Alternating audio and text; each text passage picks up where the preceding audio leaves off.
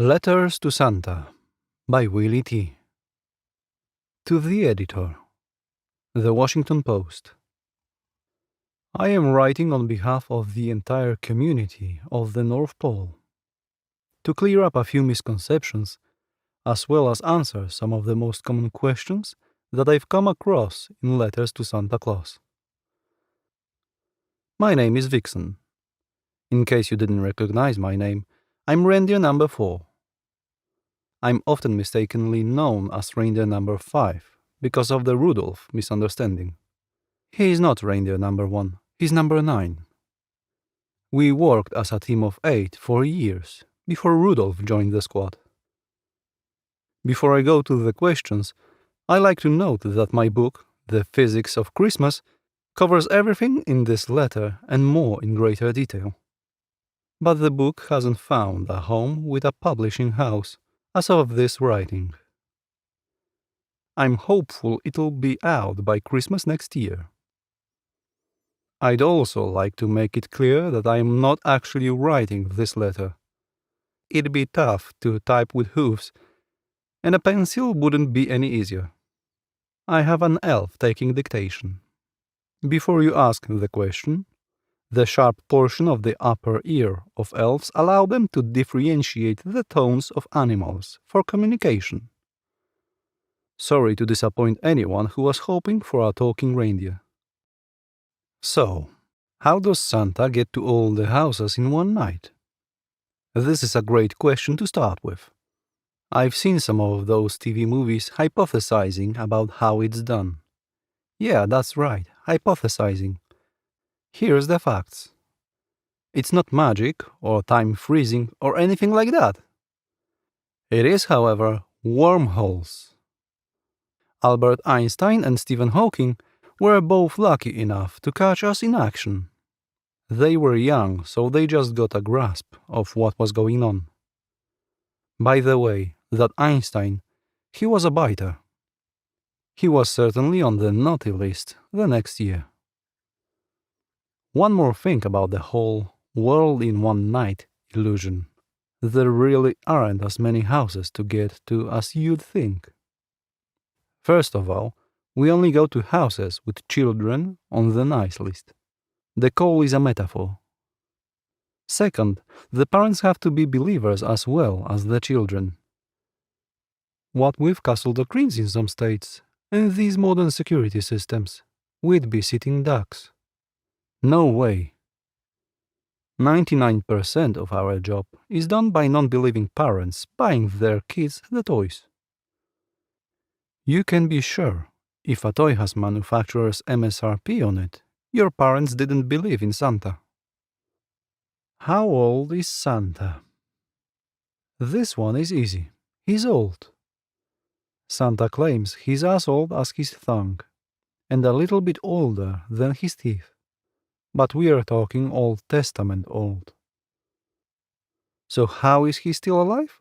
One word, cryogenics. We're based in the North Pole for the age-defying Arctic temperatures, and for no other reason. What are the elves like? They are great. Of course, with old scripty-taking notation. What else am I going to say? No, I kid. Elves are like any other group of people. Most are hard-working good people, but we have our bad eggs. I think Bob Dylan said it best when describing life in a cold climate. It's too cold to be bad.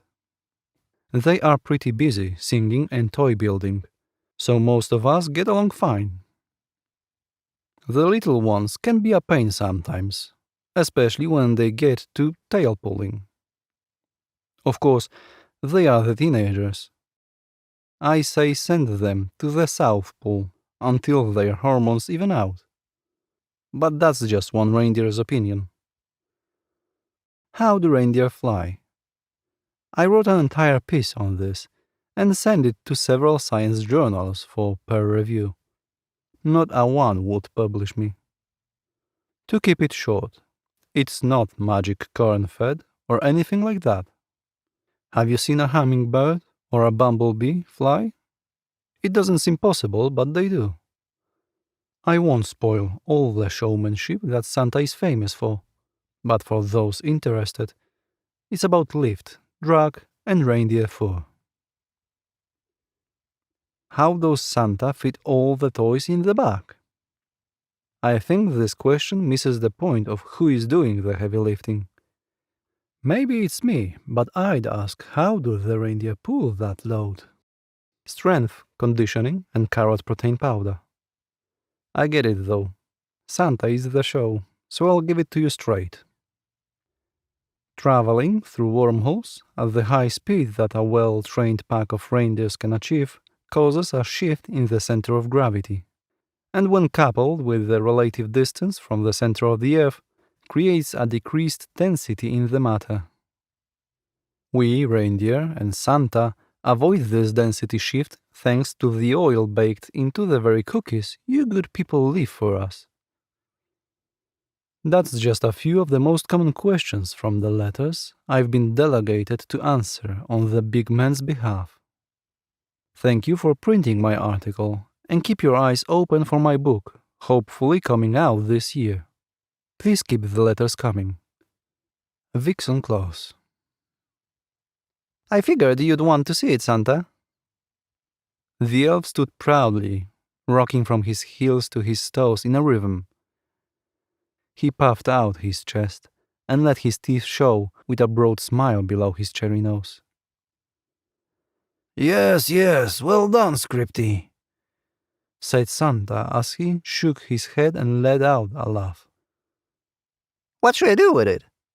Same as with that book of his.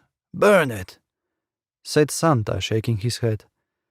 That reindeer is quite the physicist, but no sense of the big picture. Yes, sir, said Scripty as he pulled back the letter. Can I ask why? The elf covered and tilted his head down, but peered up at Santa. Well, you see, Scripty, it's about hope. The possibility of magic brings hope to those who might need a little magic in their lives. Santa threw his head back and closed his eyes in thought. Oh yes, Santa, I get it now, said Scripty as he once again puffed out his chest and smiled with his eyes and mouth. He marched out of the workshop with a skip in his step. Of course, that nice subsidy from the World Toymakers Foundation doesn't hurt either, Santa whispered to himself and let out a guttural laugh. Thank you for listening to Letters to Santa by Willie T. I wish you all Merry Christmas and a Happy New Year.